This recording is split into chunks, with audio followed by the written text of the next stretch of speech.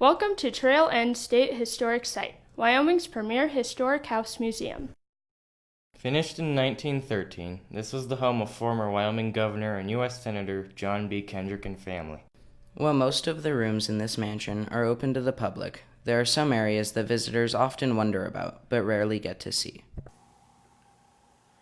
Join us as we tour the walk-in vault. The musician's loft.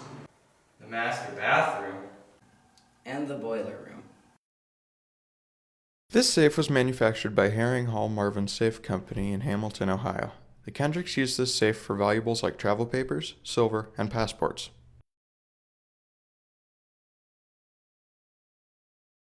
Inside the safe, there are shelves that line the walls, and 4 individually keyed cabinets along the back of the safe. Artifacts are now stored inside this Fort Knox-like vault. Imagine all the money in this vault. Pretty cool, right? Well, none of it was in the safe. It was not surprising that money was not stored in the safe, because Mr. Kendrick was president of the First National Bank of Sheridan in 1900. He continued to serve on the board of directors at the First National Bank, and was also involved in 2 other local banking institutions. Now we look through the secret narrow passageway to the musician's loft. If you're scared, you can hold my hand.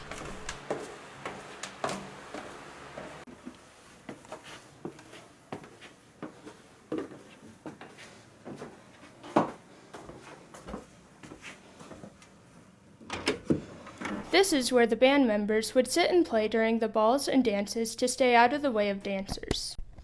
This triangular window was used as a ventilation for the band members. The beams were made of rough-hewn Georgia pine, but the ballroom floor was made of maple. Maple was harder and better to dance on. The wood was to be air-dried, kiln-dried, and inspected before installation. The first party was held on May 23, 1913, for the high school glee club, of which Rosa May was president. Because the party was thrown before electricity was hooked up, the Kendricks used Japanese lanterns for lighting. The Kendricks continued to throw parties throughout their lives, making the ballroom and musician's loft a great and memorable room.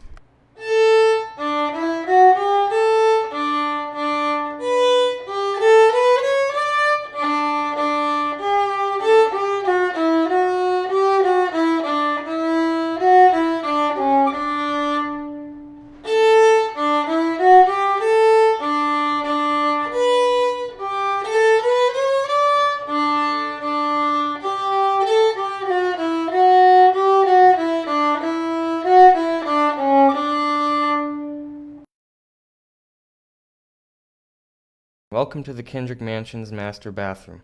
As you can see, the bathroom doesn't differentiate much from when it was first installed, because it has been cared for properly. Speaking of taking good care of the bathroom, there was a letter written by the company, James B. Clow and Sons, to Mrs. Kendrick instructing her on how to reapply enamel paint to the exterior of the bathtub. The paint had to be reapplied every 5 to 6 years. The tub was glazed with porcelain and was applied with an exterior finish after being installed. The tub was a model P435.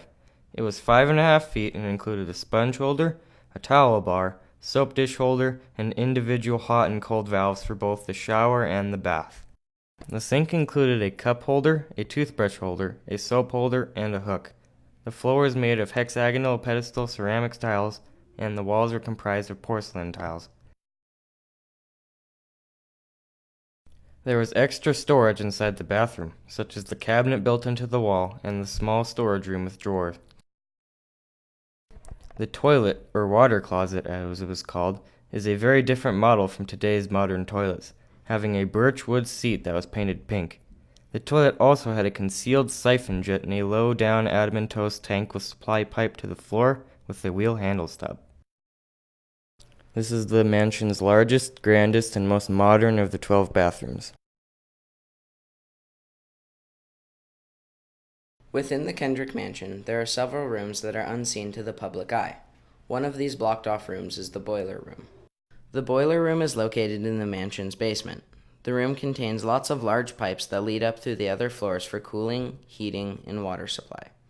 The room even includes an incinerator built by Cone Manufacturing.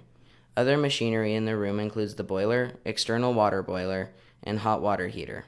The boiler, built by Crochelle Brothers Company, functions as a closed vessel, which in this case heats water until steam is generated under the pressure, and then used for external use. The external water boiler, manufactured by the American Radiator Company, functions by using thermal expansion principles to bring warmth to separate parts of the house through a series of pipes. The incinerator simply burned unwanted items into ash, taking up less space in the trash can. The hot water heater took in cold water through the dip pipes, then heated the water and pumped it into different parts of the house for things such as baths or washing dishes. Separate parts of the equipment found in the boiler room were supplied by different companies, but were all brought in by railroad. The coal needed to heat the house was locally supplied by Model Coal Yard for about $2.50 per ton. Due to inflation, this is very similar to how much we pay now for a ton of coal, which is around $58. One of the Kendricks bills shows that in the month of February 1914, it cost $5.65 for around 2 tons of coal. The coal was dumped through the manholes behind the house.